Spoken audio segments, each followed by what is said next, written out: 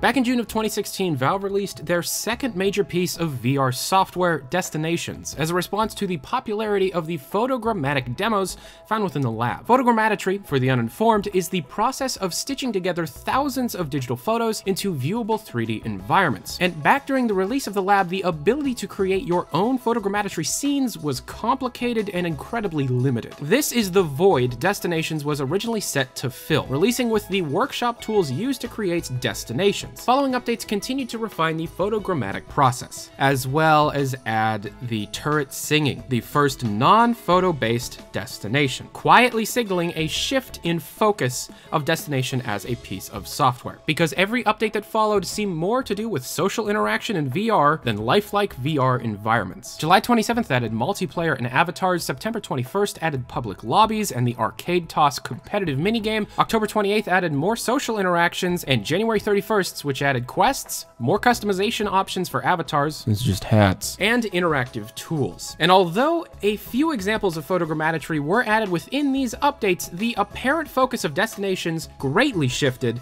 to social interaction. And this became abundantly clear with May 18th's announcement, Destinations is now SteamVR Home beta. All the features and functionality of Destinations is now the default program launched when a SteamVR compatible headset is turned on. And the added features once again show Valve's motives. Added within the Move is the default destination, a mountain home with interactive displays used to play games, connect to lobbies, admire memes, and invite friends. The house also allows for incredibly basic customization, with the option of 3 statues and 3 room options. Now, why is this important? Well, back in February, when I had the chance to sit down and talk with Gabe Newell, he said this. So right now we're building 3 VR games. There'll be really clear design choices that we're making in each of these games.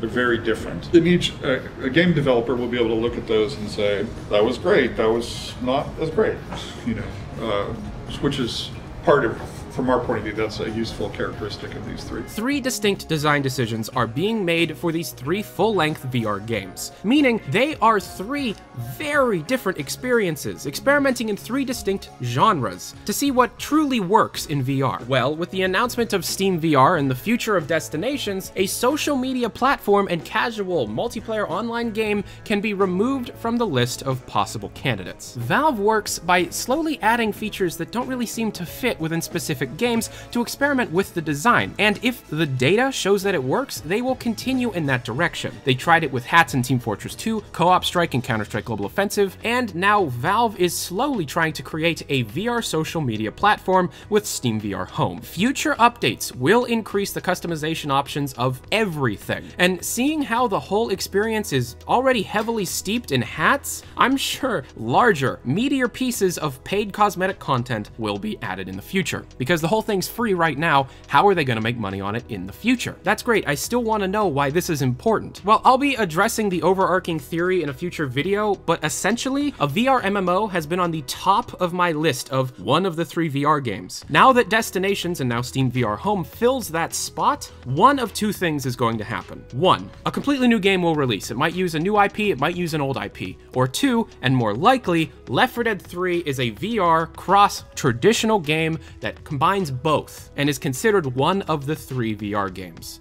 Decompiling the DLLs, specifically the server-based DLL, shows a large amount of previously unseen, at least in Source 1, references to Left 4 Dead and servers and connections and general interaction between objects and players. And that is also with these 4 stuffed animal models being found in the files of the SteamVR Home update being called Left 4 Dead, Stuffed, and then the animal's name. And also, these are very high poly models. This is also along with the normal Half-Life fare, being references to HLVR, one of the full-length VR games. A big pillar right now within at least the Valve speculative community is the initialism HLVR.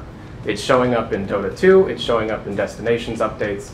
Essentially anything that you have that's Source 2 related, there's something showing up related to it. And I'm not going to say anything about the 3 specific titles. Energy guns, pistols, energy gun clips, and smoke bomb head crabs. Groups of lines reading base combat character, water, wake, followed by idle, none, running, walking, and water overhead were also found. And most importantly, and this is where everybody comes in, prop zipline, which has been seen many times all the way back to HL3.txt, is still in the DLLs of newly newly updated Valve software. The importance of its lasting existence is the topic of an entire video, but to sum it up, Prop Zipline is a recovered portion of a previously canceled project now in development, or post-leak, as we've been calling them. Finally, anyone watching that's upset because they can't afford an $800 toy that'll be obsolete in like a year, remember this. A third of Valve is working in VR, and a majority of those people are working on the 3 announced games. These games will at least be announced at Dev Days, which is happening in October.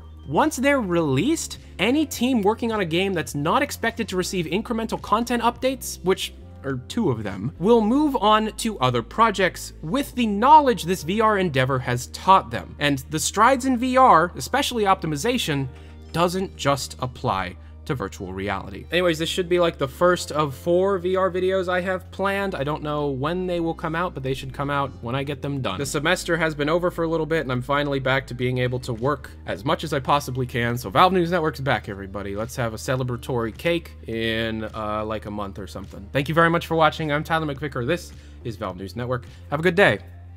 Adios.